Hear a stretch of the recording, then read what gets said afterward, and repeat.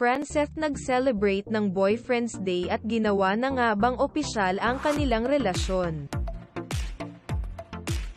Sinasabi nga ng ilan na ang Franceth ay ginawa na ngang opisyal ang kanilang relasyon noong Boyfriend's Day nang bigyan ni Seth si Francine ng bulaklak. Ang bulaklak pa nga na naibigay ni Seth kay Francine ay puting tulips. Ang white tulips nga daw ay nangangahulugan ng new beginnings at fresh starts ng mga magkarelasyon.